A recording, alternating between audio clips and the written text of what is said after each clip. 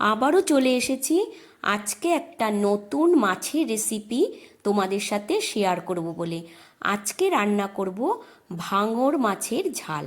তার জন্য দেখো এখানে মাছ খুব ভালো করে পরিষ্কার করে ধুয়ে নিয়ে মাছের মধ্যে পরিমাণ মতো নুন আর হলুদ দিয়ে খুব ভালো করে মেখে নিতে হবে।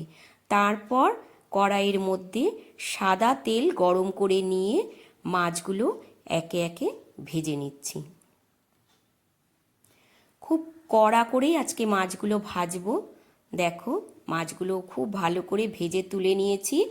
এবার মাছ ভাজা তেলের মধ্যে একটা পেঁয়াজ কুচি আর 4-5 কোয়া রসুন দিয়ে লাল করে পেঁয়াজটা ভেজে নিয়ে এখানে রেডি করে রাখা মশলা দিয়ে দিয়েছি।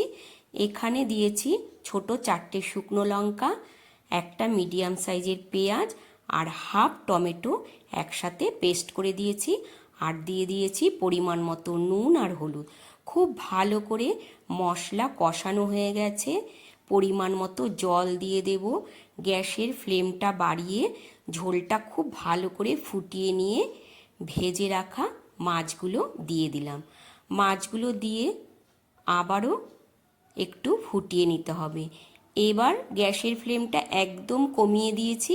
কমিয়ে দিয়ে 2 থেকে 3 মিনিট এইভাবে রান্নাটা করে নিয়েছি। এবার একদম রেডি হয়ে গেছে রান্না। ওপর থেকে ছড়িয়ে দিলাম ধনেপাতা কুচি। ব্যাস, এবার গ্যাসটা বন্ধ করে দিয়েছি। আজকের রান্না রেডি হয়ে গেল ভাঙর মাছের ঝাল। একটু ঝোল ঝোল রেখেছি। দেখো কেমন লাগলো আজকে তোমাদের রান্নাটা অবশ্যই কিন্তু জানিও। আর ভালো লাগলে একটা লাইক কমেন্ট করে দিও। আবারও তোমাদের সাথে দেখা হবে অন্য একটা রান্নার ভিডিওতে। ততক্ষণের জন্য তোমরা সুস্থ থেকো, ভালো থেকো। টাটা।